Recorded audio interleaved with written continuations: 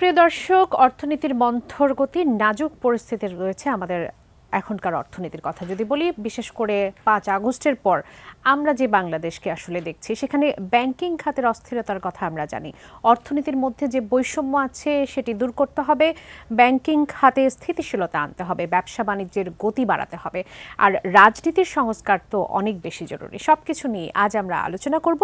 অর্থনৈতিক সংস্কার ও রাজনীতি, এই বিষয়টি নিয়ে এটিএন নিউজের নিয়মিত আয়োজন নিউজ আওয়ার এক্সট্রাই সহযোগিতায় ক্যামব্রিয়ান স্কুল অ্যান্ড কলেজ এবং আলোক হেলথ কেয়ার অ্যান্ড হাসপাতাল। পুরো আয়োজন জুড়ে আপনাদের সঙ্গে থাকবো আমি বাবলি ইয়াসমিন। একজন সম্মানিত অতিথি এই মুহূর্তে আমাদের সঙ্গে স্টুডিওতে উপস্থিত আছেন, পরিচয় করিয়ে দেব তার সঙ্গে। স্টুডিওতে এই মুহূর্তে আছেন Abdul Awal Mintu, vice chairman BNP ও সাবেক সভাপতি এফবিসিসিআই। স্বাগত জানাচ্ছি এই আয়োজনে। ধন্যবাদ। জনাব আব্দুল আউয়াল মিন্টু, রাজনীতি নিয়ে একটু শুরু করি। আমাদের সেনাপ্রধান রয়টার্সকে যে সাক্ষাৎকার দিয়েছেন, সেখানে তিনি বলেছেন যে 18 মাসের মধ্যে নির্বাচনের জন্য তিনি অন্তর্বর্তী সরকারকে সকল ধরনের সহযোগিতা করবেন। আমরা এটি নিয়ে আসলে এই সংস্কার নিয়ে নানা ধরনের কথা শুনে আসছিলাম, বিশেষ করে নির্বাচনের দিকে যে সংস্কারগুলো আসলে হবে সেটি নিয়ে নানান প্রশ্ন সেখানে আসছিল। 18 মাস, এই সময়টিকে আসলে আপনি কিভাবে দেখছেন? এটি পর্যাপ্ত কিনা?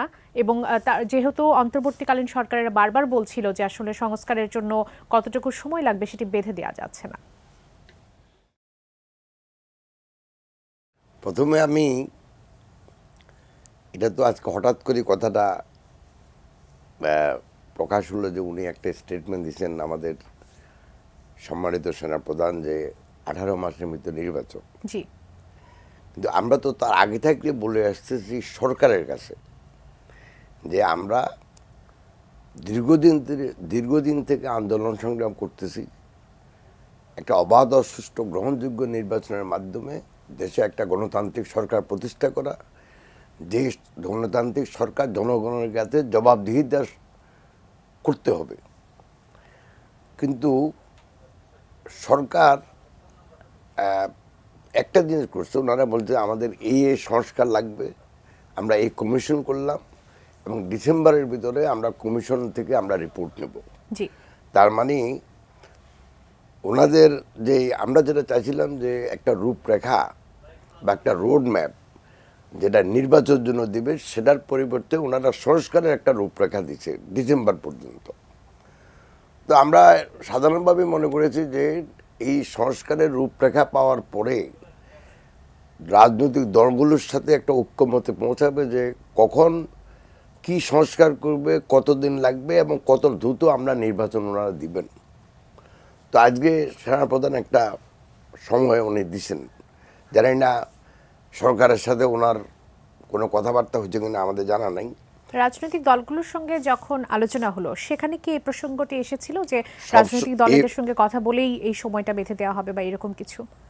না, ওনারা বলছেন যে সংস্কার করবে, সংস্কার কমিশন করবে, একটা রূপরেখা দেবে, জি, তারপর বলবে কতদিন সময় লাগবে। জি, তো সেই হিসাবে আমরা অর্ধেক পাইছি আর অর্ধেক বাকি ছিল।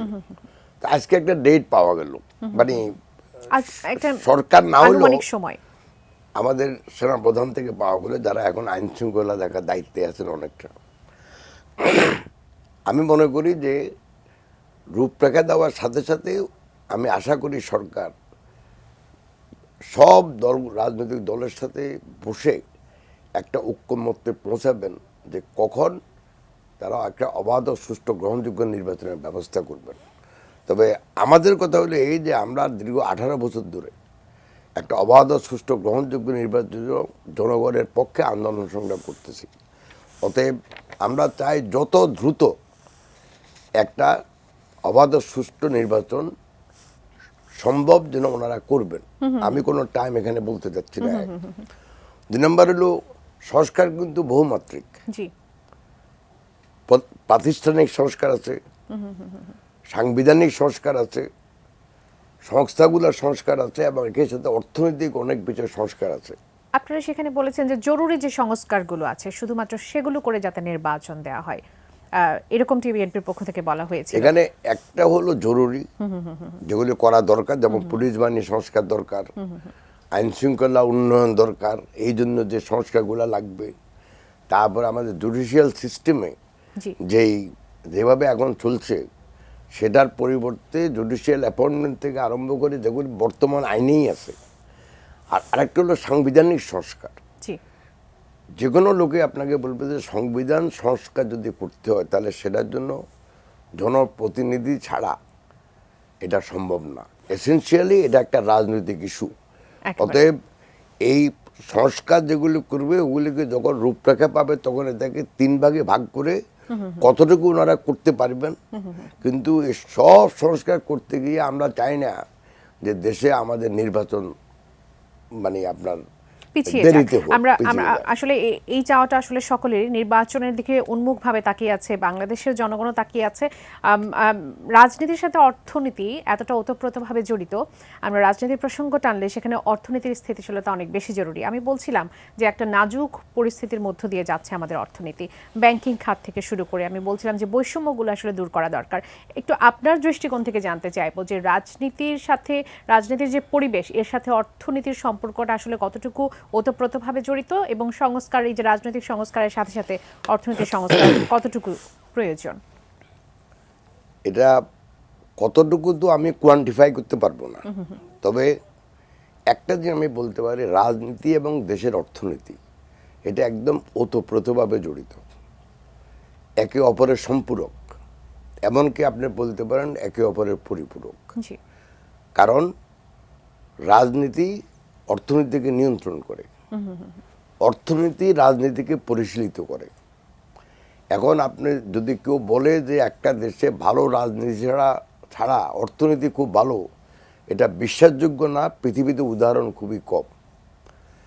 আর যদি কেউ বলে যে অর্থনীতি খুব ভালো রাজনীতি খুব খারাপ, এই উদাহরণ আপনি পাবেন না। অতএব এটা দুইটাই সমান তালে চলে। অতএব প্রথমে যেটা দরকার সেটা হলো একটা দেশে যদি আপনি অর্থনীতি ভালো করতে হয় সেখানে রাজনৈতিক স্থিতিশীলতা। রাজনৈতিক স্থিতিশীলতা মানেই দেশে গণতান্ত্রিক এবং নির্বাচিত সরকার।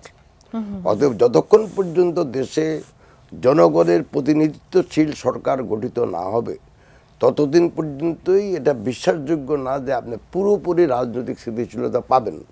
যদিও বর্তমান ইন্টারিম বা অন্তর্বর্তীকালীন সরকার আপনি যাই বলেন, এই জনসমর্থিত সরকার বলেন, জনতান্ত্রিক সরকার বলেন, আমরা সাপোর্ট দিয়ে যাচ্ছি এবং আমরা ওই রূপরেখা না পাওয়ার পরে ঐক্যমত্যের ভিত্তিতে যতদিন দরকার ততদিন একটা এগ্রিমেন্টে পৌঁছার পরে ততদিনই আমরা সাপোর্ট দেব, কারণ আমরা দেশে অস্থিতিশীলতা চাই না।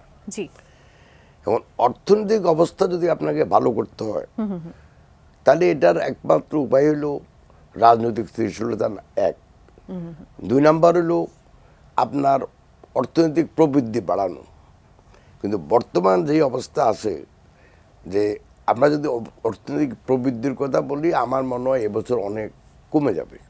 এর কারণটা হলো যে অর্থনৈতিক ব্যবস্থাপনার জন্য বা বেসরকারি খাতের উৎসাহ উদ্দীপনাকে কাজে লাগানোর জন্য যেই বিশেষ যে জিনিসগুলো প্রয়োজন সেগুলি এই মুহূর্তে অনুপস্থিত। ব্যাংকিং খাত থেকে তারা বেশিরভাগ ইন্ডাস্ট্রিগুলো সাহায্য পাচ্ছে না এই মুহূর্তে। জি, 2, আপনি যদি গত কয়েকদিন দেখেন, বোধহয় 1 মাসেই ধরুন, আমাদের মেইন এক্সপোর্ট খাত যেটা থেকে আমরা শতকরা 82 থেকে 84% আমরা রপ্তানি করি, জি, সেই রপ্তানি খাতের অবস্থা দেখেন। প্রতিদিনেই ওই রোড বন্ধ হচ্ছে, প্রতিদিনেই কোনো না কোনো ইন্ডাস্ট্রি বন্ধ হয়ে যাচ্ছে। এটি নিয়ে আপনার একটু বিশেষ বিশ্লেষণে আসলে শুনতে চাই। একজন দর্শক এই মুহূর্তে আপনার সঙ্গে একটু কথা বলতে চান, যদি জি। প্রশ্নটা একটু নিয়ে আসি। সুপ্রিয় দর্শক, স্বাগত জানাচ্ছি নিউজ আওয়ার এক্সট্রায়। কে বলছেন, কোথা থেকে বলছেন, আপনার প্রশ্নটি করবেন। আসসালামু আলাইকুম ম্যাডাম। জি, ওয়েলকাম আমি স্যার। সাধারণ কবি বেগমগঞ্জ নোয়াখালী থেকে। বলবেন। সম্মানিত অতিথির কাছে আমার প্রশ্ন, এই যে বিভিন্ন সংস্কার হচ্ছে যে দুর্নীতি কমিশন, সংবিধান কমিশন, এই কমিশন করে লাভ কি যদি রাজনৈতিক দলগুলোর দিকে সংস্কার না হয়? এটা কোনো ফসল বিরতি না। আর এছাড়া আরেকটা প্রশ্ন, আমাদের ইতিহাসের সংস্কার করা দরকার। যেহেতু 25শে জানুয়ারি 1975 হইতে 6 ডিসেম্বর 1990 পর্যন্ত রাষ্ট্রপতি শাসিত সরকার ব্যবস্থার প্রেসিডেন্ট ছিলেন 6 জন। শেখ মুজিব থেকে শুরু করে এরশাদ, টোটাল 6 জন। শেখ মুজিবের পরে 2 জন, মোস্তাক এবং সাইন। এই 2 জনের নাম নিশানা কোথাও নাই। বঙ্গভবনে ওনাদের ছবিও নাই, ইতিহাসের পাতাও নাই। এইটা সংস্কার করবে কে? অসংখ্য ধন্যবাদ, আপনি থাকুন আমাদের সঙ্গে, আপনার প্রশ্নের উত্তরটি নিব। জনাব আব্দুল মিন্টু দুটি প্রশ্ন করছিলেন তিনি। রাজনীতির সংস্কারটাকে বিশেষ গুরুত্ব দিয়ে তিনি জানতে চাচ্ছিলেন যে আসলে রাজনীতির সংস্কার যদি না হয় তাহলে অন্যান্য যে সংস্কারগুলো সেগুলো কোন কাজে লাগবে, এবং ইতিহাস। উনি বলছে রাজনৈতিক সংস্কার তো হয়তো বলছে, কিন্তু উনি বলছে রাজনৈতিক দলগুলোর সংস্কার। আমি ওনার সাথে সম্পূর্ণ একমত যে রাজনৈতিক দলের সংস্কার লাগবে। এটা এসেনশিয়ালি এগুলি রাজনৈতিক ইস্যু। অতএব এটা যদি সরকার রাজনৈতিক সংস্কারের মাধ্যমে ফেলায় তাহলে আমার তো কোনো আপত্তি নেই। রাজনৈতিক দলগুলো কীভাবে নেতা নির্বাচিত করবে, কিভাবে মনোনয়ন দিবে, এগুলি সংস্কার অ্যাকচুয়ালি বাংলাদেশের দরকার। আর ইতিহাসের যে সংস্কারের কথা বলছেন, এটা তো আমি ওনার সাথে একমত যে আমরা তো ইতিহাস বিকৃতিই করে যাচ্ছি। অতএব বাংলাদেশে যেই নেতাদের যতটুকু অবদান, যতদিন সেটা আমরা স্বীকৃতি না দেবে, জনগণের কাছে স্বীকৃতি দেওয়া আছে কিন্তু রাষ্ট্র স্বীকৃতি দিচ্ছে না। রাষ্ট্র এক এক সময় এক একজনকে স্বীকৃতি দিচ্ছে, আরেকজনকে একটু ওই উনি যেটা বললো সেটাই। তো আমিও চাই যে যদি আমরা জাতিকে একতাবদ্ধ করতে চাই, যদি দলগুলোর ভিতরে মতৈক্য আনতে চাই, তাহলে কিন্তু আপনাকে ওই ইতিহাসে যার যতটুকু অবদান তাকে ততটুকু মূল্য দিতে হবে। যদি সেটা না দেওয়া হয় তাহলে সবসময় আমাদের সমাজে এই যে একটা অহেতুক বিবাদ, এই যে বিরোধ, রাজনৈতিক প্রতিদ্বন্দ্বীকে রাজনৈতিক শত্রু বানানো, এগুলি কোনো দিন যাবে না। অতএব যে ভাই প্রশ্ন করছেন, ওনার দুটা ইস্যুতে আমি ওনার সাথে একমত। নিশ্চয়ই দর্শক আপনার প্রশ্ন উত্তরটি পেয়েছেন, থাকুন আমাদের সঙ্গে। যে বিষয়টি নিয়ে আসলে কথা বলছিলেন অর্থনীতির সংস্কার প্রসঙ্গে, পোশাক শিল্পে গত 1 মাস টানা যে অস্থিরতা আসলে আমরা দেখেছি, 18টি দাবি নিয়ে পোশাক শিল্প শ্রমিকরা আসলে নানান দাবিতে আমরা পোশাক শিল্প বন্ধ থাকতে দেখেছি প্রতিদিন, এবং আজকে সেই দাবিগুলো মেনে নেওয়ার ব্যাপারে ঐক্যমতে পৌঁছানো গেছে। শ্রমিকদের 18 দফা মেনে নিয়েছেন মালিকরা। একটু জানতে চাইবো আসলে এইভাবে কি স্থিতিশীলতা ফেরানো সম্ভব, বা এই যে অস্থিরতা, এখান থেকে আসলে পরিত্রাণের উপায় কি? শুনুন, আপনি একটা কথা বলছেন যে 18 দফা ঐক্যমত্যে পৌঁছেছে, এটা কিন্তু আমার জানা নাই। আমার কাছে এটা অবিশ্বাস্য মনে হয়, বিকজ 18 দফা আমি তো দেখছি, এতে অনেক কিছুই কিন্তু হিসাবে আসে না যে ওনারা ঐক্যমত্যে পৌঁছেছে। যেমন ওয়েস্ট বোর্ড হওয়ার কথা 5 বছর পর পর, 1 বছর আগে ওয়েস্ট বোর্ড হয়েছে, এখন আবার নতুন দামে নতুন ওয়েস্ট বোর্ড, নতুন বেতনের স্কেল। তো এগুলি একদিনে ঐক্যমতে পৌঁছেছে, এটা আমার কাছে বিশ্বাসযোগ্য না। আবার আপনি বলছেন, আমি আপনার সাথে তো এখানে দ্বিমত প্রকাশ করব না। এখানে দুটো ইস্যু শ্রমিকদের এখানে, একটা হলো বেতন, আরেকটা হলো যথাসময় বেতন পাওয়া, বাকিটা হলো কাজের এনভায়রনমেন্ট, এগুলি ইচ্ছা করে ঠিক করা যায়। বেতন বৃদ্ধির ব্যাপারটা হলো একটু অন্যরকম, কিন্তু বেতন যে যথাসময়ে পাচ্ছে না তার জন্য কিন্তু আমাদের বর্তমান ব্যাংকিং যে অবস্থা, এটাও কিন্তু অনেকাংশে দায়ী। এখন আপনার যতক্ষণ পর্যন্ত আমরা ব্যাংকিং ব্যবস্থা ঠিক না করব, এখন এই যারা ইন্ডাস্ট্রি চালাচ্ছে ওরা যথাযথ সার্ভিস ব্যাংকিং ব্যবস্থা থেকে না পায়, ততক্ষণ পর্যন্ত এই সমস্যার কিন্তু সমাধান হবে না। তো যথাসময়ে বেতন পাওয়া এবং বেতন বৃদ্ধি দুইটা কিন্তু দুই জিনিস। একটা হইলো একটা রাষ্ট্রীয় ব্যাপার আছে, আর একটা হলো যিনি এমপ্লয় করছেন শ্রমিক, তাদের ব্যাপার আছে।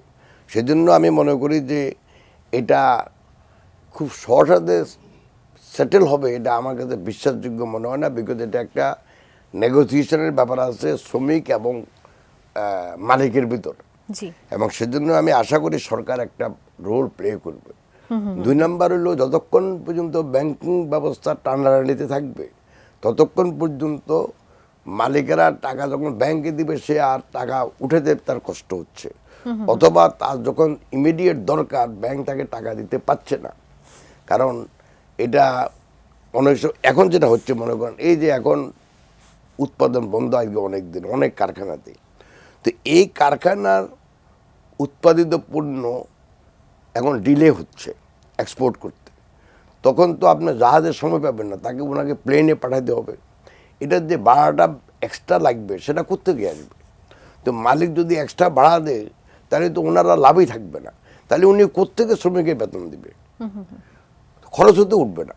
সেই জন্য এগুলি একটার সাথে একটা জড়িত। এই জন্য যেটা আমাদের প্রথম দরকার, সমাজের রাজনৈতিক স্থিতিশীলতা, 2 সামাজিক শৃঙ্খলা, 3 আইন শৃঙ্খলার উন্নয়ন।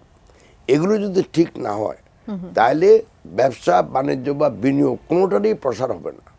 আর ব্যবসা বাণিজ্য বা বিনিয়োগে যদি বৃদ্ধি না পায় তাহলে কোনোভাবেই তো কর্মসংস্থান হবে না, কোনোভাবে অর্থনৈতিক প্রবৃদ্ধি হবে না। অর্থনৈতিক প্রবৃদ্ধি যদি না হয় অর্থনৈতিক উন্নয়ন হবে না। অর্থনৈতিক উন্নয়ন যদি না হয় তাহলে মানুষে মানুষে অনেক বৈষম্য সৃষ্টি হবে। এটা হবে সম্পদের বৈষম্য, আয়ের বৈষম্য, সামাজিক বৈষম্য, সব ধরনের বৈষম্য সৃষ্টি হবে। অতএব এটা একটার সাথে একটা জড়িত। আপনার ঠিক করলে সব কিছুকে আপনার ঠিক করতে হবে, আর নয় একটার পিছনে টানাটানি করলে আরেকটা খারাপ হবে। শ্রম উপদেষ্টার বরাদ দিয়ে যদি বলি যে ন্যায্য দাবি মেনে নেওয়া হয়েছে কিছুক্ষণ আগের সংবাদ, শিল্পকে বাঁচাতে, আইন শৃঙ্খলা পরিস্থিতি ঠিক রাখতে, নতুন বাংলাদেশ সমুন্নত রাখতে কর্মস্থলে ফিরে যান, এটা শ্রমিকদের প্রতি আহ্বান জানানো হয়েছে। আমাদের শিল্প আমাদের হাতে রাখতে হবে, দাবি মেনে নেওয়ার পরেও যদি কোনো পক্ষ বিশৃঙ্খলা সৃষ্টির চেষ্টা করে তাহলে আইনানুগ ব্যবস্থা নেওয়া হবে, সেটা শ্রমিক বা মালিক যে পক্ষই হোক না কেন, সরকার কোনো বিশৃঙ্খলা বরদাস্ত করবে না।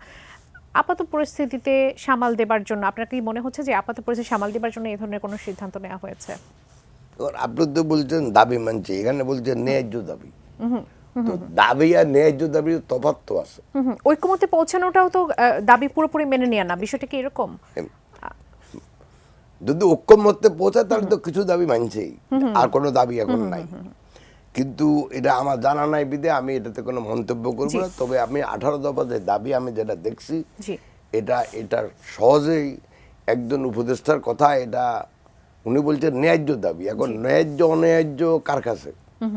শ্রমিকের কাছে ন্যায্য, নাকি মালিকের কাছে ন্যায্য, নাকি সরকারের কাছে ন্যায্য? এটা তো আমি বুঝতেছি না। তো এ নিয়ে আমি এখন মন্তব্য করতে চাই না। 14ই আগস্ট হোটেল সোনারগাঁওয়ে দেশের বর্তমান ব্যবসা বাণিজ্য পরিস্থিতি এবং ভবিষ্যৎ করণীয় বিষয়ে যে সংবাদ সম্মেলন, সেখানে আপনি বলেছেন যে সুযোগ পেলেই ব্যবসায়ীরা দল বদল করেন। এই দল বদল করার আসলে কারণটা কি? বা ব্যবসায়ীদের মধ্যে আমরা জানি যে দ্বিধা বিভক্ত আছে, 2 ভাগে ভাগ হয়ে যাওয়া, এই বিষয়গুলো নিয়ে যদি একটু বলেন। দেখুন, ব্যবসায়ীদের ভিতরে 2 ভাগ নাই। আচ্ছা, ব্যবসায়ীরা যারা প্রকৃত ব্যবসায়ী তারা কিন্তু ঠিকই ব্যবসা করতেছে। এখন দুঃখের বিষয় ছিল বাংলাদেশের রাজনীতির কারণে বিভিন্ন প্রতিষ্ঠানগুলোকে দলীয়করণ এবং রাজনীতি করার কারণে, এবং দেশে যারা রাজনীতিবিদ, মানে স্পেশালি শাসক দল যারা শাসন করে, তারা তাদের মিত্র এবং তারা একত্রে একটা স্বার্থান্বেষী গোষ্ঠী সৃষ্টি করছে। যার ফলে দেশে যেটা হচ্ছে গত 12 বছর, সেটা হলো যে একটা গ্রুপ ছিল যারা দেশের জন্য সম্পদ সৃষ্টি করে, সম্পদ সৃষ্টি করে সে সৃষ্ট সম্পদ থেকে কিছু অর্জন করে। অর্থাৎ ধরেন আপনি এখন গার্মেন্ট একটা এক্সপোর্টারে ধরেন, সে যদি 100 টাকা বিনিয়োগ করে বছরে হয়তো 50 টাকা সে রপ্তানি করলো, সেই রপ্তানি থেকে প্রথমে ধরেন সব কাঁচামালের খরচ দিল, লেবার খরচ দিল, ঘরে র্যান্ট খরচ দিল, সব দেওয়ার পরে হয়তো 50 টাকার ভিতরে 10 টাকা তার লাভ হইল।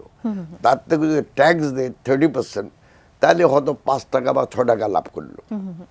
আর আরেকটা গোষ্ঠী জন্ম হয়েছে বাংলাদেশে, যেটাকে আমি বলি, যেটা ইংরেজিতে বলে র্যান্ট সিকার্স, যারা সম্পদ সৃষ্টি করে না কিন্তু সম্পদ অর্জন করে। কিভাবে? এটা দেশের সম্পদকে লুণ্ঠনের মাধ্যমে। এই আপনি দেখবেন যে এই গত 10 বছর বা 12 বছরে একটা গোষ্ঠীর সৃষ্টি হয়েছে যারা ব্যাংকগুলোকে কন্ট্রোল করছে, একটা গোষ্ঠী যারা বিদ্যুৎ সেক্টরকে কন্ট্রোল করছে, একটা গোষ্ঠী যারা দেখবেন সেতু ভবনে ওদেরকে ছাড়া কাউকে ঢুকতে পারবেন না। স্বাস্থ্য দপ্তরে যান, সেখানে ওই কয়েকজন ছাড়া কাউকে আপনি ঢুকতে দেখবেন না। তো তারা ইচ্ছাকৃতভাবে যেই সেবা জনগণ পাওয়ার কথা, এই প্রতিষ্ঠানগুলো জনগণের সেবার পরিবর্তে এই স্বার্থান্বেষী গোষ্ঠীর জন্য কাজ করছে। যার ফলে এই 1 টাকা জিনিস 1.5 টাকা কিনছে, আপনার শুনেন না যে বালিশ একটা কিনছে 300 টাকায় বলে, তারপরে এরকম বালিশ কাণ্ড, ছাগল কাণ্ড, কত কাণ্ড বাংলাদেশে হচ্ছিল। তো এখন যেটা হচ্ছে, বাংলাদেশে এমন একটা গোষ্ঠী তৈরি হয়েছে, প্রথমে রাজনীতিবিদ বলতে ভাই ওই অপোজিশন দলের কথা বলতেছে না, শাসক দলের রাজনীতিবিদেরা জি। যারা সংসদ সদস্য হয়েছে, তারা তাদের তাদের মিত্রদের সাথে যে গোষ্ঠী তারা নিজেরা সৃষ্টি করছে, এখন যখন দেখছে যে ভাই এই তিন গোষ্ঠী এত টাকা লুট করতেছে, তার সাথে যারা প্রতিষ্ঠানগুলো কন্ট্রোল করে, যেমন একটা প্রতিষ্ঠানের চেয়ারম্যান বা ডাইরেক্টর জেনারেল, ওনারা দেখলো যে ভাই এরা এত চুরি করতেছে, তো আমি একা না খাই কি লাভ, তো উনিও ওদের দলের সদস্য হয়ে গেছে। যে সরকারি কর্মকর্তা, শাসক দলের যারা রাজনীতি করে, মন্ত্রী, সংসদ সদস্য, তাদের বন্ধুবান্ধব, মিত্র, সেই সাথে এই স্বার্থান্বেষী গোষ্ঠী, তাদের সাথে একত্র হয়েছে প্রতিষ্ঠানগুলোর প্রধান। এটি ব্যবসা বাণিজ্যের উপর কিরকম প্রভাব ফেলছে? বাংলাদেশের ব্যবসা বাণিজ্যে যে আমরা অস্থিতিশীল পরিস্থিতি আসলে দেখি, ওই যে আপনি বললাম দুই ভাগে ভাগ হয়েছে এখন, একটা হলো সম্পদ সৃষ্টিকারী, আর একটা হলো সম্পদ অর্জনকারী। যারা সম্পদ অর্জন সৃষ্টি করে নাই, কিন্তু অডেল সম্পদ অর্জন করছে গত 15 বছরে। এখন যখনই আপনি এইভাবে সম্পদ অর্জন করেন, সেটা তো অবৈধ সম্পদ, এটা আপনি কোনো ট্যাক্স দেন না, সে একদিক দিয়ে সরকারের রাজস্ব কমে যায়। 2 নম্বর, এই টাকা তো আপনাকে প্রোটেকশন দিতে হবে, তো এটাকে বিদেশে পাঠায় দিই। সো একদিক দিয়ে ট্যাক্স পায় না সরকার, আরেক দিক দিয়ে এ টাকা বিদেশে চলে যায়, যার ফলে মুদ্রা পাচার এবং রাজস্ব আয় কম, এই দুটো মিলে আসল ব্যবসায়ী যারা ছিল তারা কিন্তু খুব বিপদে ছিল গত বেশ কয়েক বছর। আর যারা এই স্বার্থান্বেষী গোষ্ঠীর সদস্য ছিল, তারা সরকারের সাথেও থাকবেই, বিকজ সরকারে হইলো ওদের মূলধন, লুণ্ঠন করার রাস্তা হলো সরকারি বিভিন্ন টেন্ডার।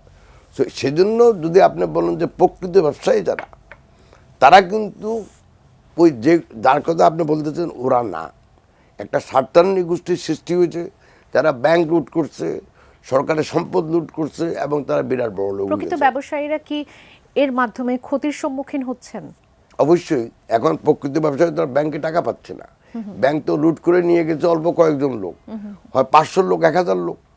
প্রতিটি ব্যাংকে যদি আপনার যান, বড় বড় আপনার যাদেরকে লোন দেওয়া হয়েছে, সে 100 কোটি টাকার উপরে, ম্যাক্সিমাম 50 জন, বাট 100 কোটি টাকা থেকে 3000, 4000 টাকা পর্যন্ত আছে, আবার কিছু কিছু আছে 10,000 কোটি। সো এখন ওই যে লুট করছে ব্যাংকগুলা, এখন তো সাধারণ ব্যবসায়ীরা ক্ষতিগ্রস্ত হচ্ছে, তারা এলসি করতে পারছে না, ব্যাংক থেকে ঋণ পাচ্ছে না, ওয়ার্কিং ক্যাপিটাল পাচ্ছে না, তো তারা তো ক্ষতিগ্রস্ত হচ্ছে। আর একই সাথে এটা কিন্তু প্রত্যক্ষভাবে বাংলাদেশ ব্যাংকে সহযোগিতা করছে।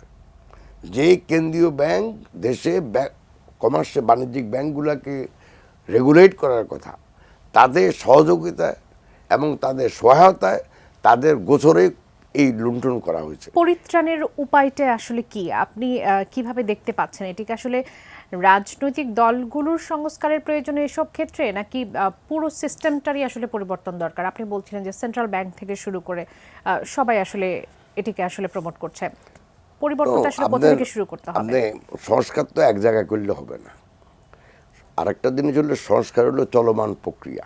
জি। যেমন মনে করেন আমরা আমাদের যে এই যে রাজনৈতিক দলগুলো তাদের যে জেলা কমিটিগুলো গঠন করে, উপজেলা কমিটি গঠন করে, একটা ভাঙতেছে, একটা গড়তেছে, এটা হলো চলমান প্রক্রিয়া। সংস্কারও তাই, বিকজ এখনকার যে প্রজন্ম, মনে করেন আমার ছেলের বয়স 40, আমার হলো 75 মনে করেন, তো এখন 40 বছর বয়স্ক, ওরা প্রযুক্তির দিক থেকে আমাদের থেকে উন্নত, ওদের জ্ঞান বিচার বুদ্ধি আমাদের থেকে উন্নত। সো তাদের নতুন প্রজন্মের চিন্তাধারা আমাদের সাথে মিলবে না। অতএব প্রতিটি প্রজন্মই আপনাকে সংস্কার চালিয়ে যেতে হবে, যাতে করে যে নতুন চিন্তাধারা, যে নতুন প্রযুক্তি সমাজে আসছে, সেগুলির মাধ্যমে দেশে উৎপাদনশীলতা বাড়ানো, সমাজকে আরও উন্নত করা, জীবনমান উন্নয়ন করা, সেটা আমার চিন্তার সাথে মিলবে না। অতএব এই সংস্কার যেটা আমরা বলতেছি, সেই সংস্কার প্রতিনিয়ত এই যে চলমান ইস্যু, এটা আজকে করবেন আর 10 বছর কিছুই করবেন না, আর আরেক 10 বছর আপনি এই বিভিন্ন বিধিবিধান চালু করে ওটাকে আবার পিছন থেকে নিয়ে যাবেন, যেটা গত 15 বছর হয়েছে, সেটা তো হবে না। অতএব সংস্কার চলমান প্রক্রিয়া, সবসময় সংস্কার করতে হবে, যাতে করে নতুন প্রজন্ম যে চিন্তাধারা নিয়ে সামনের দিকে এগিয়ে যেতে চায়, তাদের জীবন উন্নয়নের জন্য যেদিকে যেতে চায়, তারা যেন বাধাগ্রস্ত না হয়। জনাব আব্দুল আওয়াল মিন্টু, একটু পণ্য ব্যবসায়ী যারা আছে তাদের বিষয়ে একটু কথা বলি। সেটি হচ্ছে যে পণ্যের দাম নানান অজুহাতে বাড়ানো হয়, কখনো বলা হয় প্রাকৃতিক দুর্যোগ, আবার কখনো বলা হয় যে আন্তর্জাতিক বাজার, এই দোহাইগুলো আসলে দেওয়া হয়। এখান থেকে পরিত্রাণের আমাদের মুক্তির উপায় কি? বাংলাদেশের মানুষ কিভাবে এই দ্রব্যমূল্যের ঊর্ধ্বগতি থেকে মুক্তি পেতে পারে? শুনেন, এটা তো এটা বাংলাদেশে একটা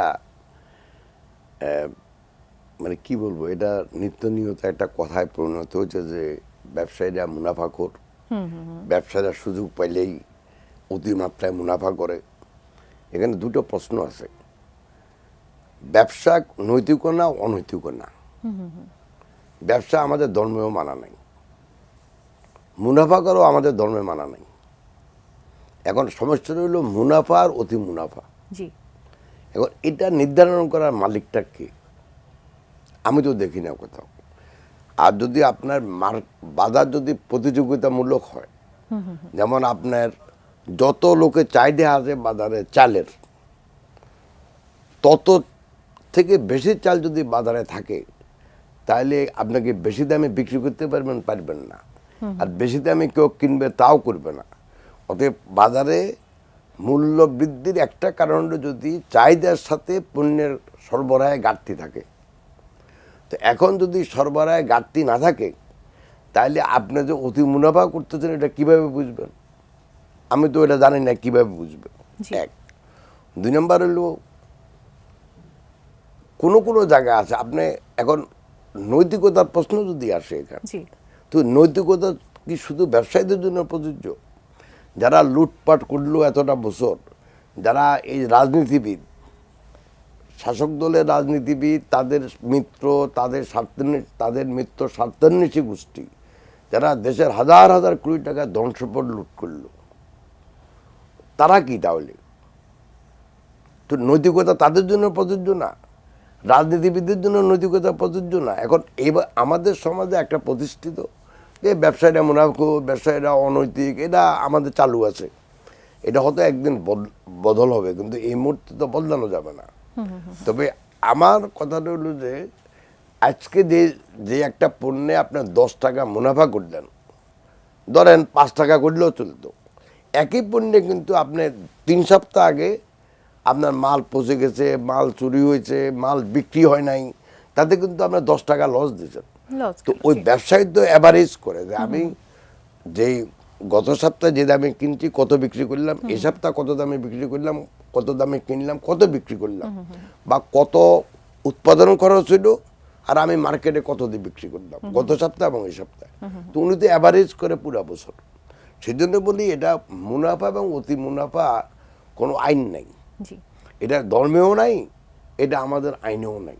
তো এটা আমাদের দেশে একটা ওই কি বলবো এটাকে, এটা এক ধরনের কথা চালু হয়েছে, এটা আর বন্ধ হয় না। যেমন আমরা বলি না খাদ্য স্বয়ংসম্পূর্ণ, তো আপনি বলুন তো কোন খাদ্যে আমরা স্বয়ংসম্পূর্ণ? হলুদ, মরিচ, কাঁচামরিচ, আদা, ওই চাল, ডাল সবই তো আমরা ইম্পোর্ট করি, অ্যাকসেপ্ট গত বছর বলতে পারেন যে আমরা চাল আমদানি করি নাই। অথচ চাল, ভুট্টা, গম, চিনি, ভোজ্য তেল, হলুদ, মরিচ, পেঁয়াজ থেকে শুরু এভরিথিং করে আমাদের সবকিছু। পেঁয়াজ ইম্পোর্ট বেসড, এবং মোস্ট অফ দ্য কেসেস 50 থেকে 60% আমদানি করতে হয়, একেবারে কাঁচামরিচ সহ। একেবারে শেষ পর্যায়ে আছি। শেষ প্রশ্নটা একটু করতে চাই, সেটি হচ্ছে যে আপনি আমাদের অর্থনীতি নিয়ে সবসময় গবেষণা করছেন, সেগুলো নিয়ে আপনি লেখালেখি করছেন। একটু জানতে চাইবো, বাংলাদেশ একটি শক্তিশালী অর্থনীতির দেশ, এই স্বপ্ন আমাদের সকলের, সেই স্বপ্ন পূরণ হতে পারে কিভাবে? ওয়েল, আমাদেরকে বহুত রাজনৈতিক দল এবং শক্তি বহুত স্বপ্ন দেখাইছে বছরের পর বছর। আমাদের উন্নয়ন যে হয় না সেটা তো আমি বলবো না, কিন্তু আমাদের উন্নয়নটা সবসময় ছিল বৈষম্যমূলক। জি, স্পেশালি গত 15 বছরে আমাদের সম্পদ সৃষ্টির মাধ্যমে একটা গোষ্ঠীর কাছে অডেল সম্পদ চলে গেছে, আর গরিব লোকগুলো আরও গরিব হয়েছে। এক। জি, 2 নম্বর হলো যেই থেকে আমি আপনাকে আশা করতে পারি যে আমাদের সমৃদ্ধি বা প্রবৃদ্ধি খুব বাড়বে, এই মুহূর্তে এই আশা আমি করতে পারতেছি না, কারণ আমাদের সমাজে কোনো শৃঙ্খলা নাই। আমাদের ব্যাংকিং সেক্টর খুবই খারাপ অবস্থা, যেটা কেন্দ্রীয় ব্যাংক সাহায্য করার কথা এই মুহূর্তে অতটুকু করতেছে না। সো আপনি যদি সামাজিক মূলধন না থাকে একটা দেশে, সামাজিক মূলধন মানে রাজনৈতিক স্থিতিশীলতা, সামাজিক শৃঙ্খলা, এগুলো সব মিলাই রাজনীতি সামাজিক মূলধন। একটা দেশে যদি সামাজিক মূলধনের ঘাটতি থাকে, একটা দেশে যদি আর্থিক মূলধনের ঘাটতি থাকে, একটা যদি দেশে যদি উৎপাদনশীলতা কমে যায়, সেটা কাঁচামালের অভাবে হোক অথবা শ্রমিক সমস্যার জন্য হোক, আমি কিভাবে আপনাকে ভবিষ্যৎ নিয়ে কথা বলবো এই মুহূর্তে? আমি চাই অতি সত্বর দেশে আইন শৃঙ্খলা স্বাভাবিক হোক, এক। দুই, শ্রমিক এবং মালিকদের ভিতরে একটা ঐক্যমত্য হোক, যেটা আপনি বলছেন হয়েছে, আমার কাছে মনে হয় না, বাট যাই হোক, যদি হয় খুব ভালো। দুই, একটা রাজনৈতিক স্থিতিশীলতা, যেটার উপর নির্ভর করে আমি আমার ভবিষ্যৎ দেখতে পারি। এই ভবিষ্যৎ যদি আমি দেখতে না পারি যে কি হবে দেশে, তাহলে তো আমি বিনিয়োগ করবো না। বিনিয়োগ না করলে অর্থনৈতিক উৎপাদন বাড়বে না, উৎপাদন না বাড়লে আপনার ওই পণ্যের ঘাটতি হবে, উচ্চ মূল্যস্ফীতি হবে, অন্যদিকে কর্মসংস্থান হবে না, কর্মসংস্থান না হলে বেকারত্ব বেড়ে যাবে, বেকারত্ব বেড়ে গেলে সেখানে সমাজে বিশৃঙ্খলা হবে। সো এই মুহূর্তে আমি এমন কিছু আপনাকে বলতে পারবো না, তবে বাঙালিরা আমরা অলওয়েজ আশাবাদী। আমাদের একটা বিচক্ষণতা আছে, আমাদের উদ্যোগ আছে, আমাদের উদ্যম আছে। আমি মনে করি কোনো কিছুই আমাদের দমাতে পারবে না। ওই একটা জায়গায় আমি খুব বিশ্বাসী, যে এটার উপর বিশ্বাস করে আমি বলতে পারি যে ভবিষ্যতে ইনশাল্লাহ আমরা ভালো করব। অসংখ্য ধন্যবাদ আমাদের এই আয়োজনে আসবার জন্য। নিশ্চয়ই আবারও অর্থনীতি, রাজনীতির নানান ইস্যু নিয়ে আপনার সাথে আলোচনা করতে পারবো। কৃতজ্ঞতা প্রকাশ করছি। সুপ্রিয় দর্শক, নিউজ আওয়ার এক্সট্রা আজকের আয়োজনে এ পর্যন্তই। আগামী পর্ব দেখার আমন্ত্রণ জানিয়ে আজ এখান থেকে বিদায় নিচ্ছি। ধন্যবাদ সবাইকে সাথে থাকার জন্য। শুভরাত্রি।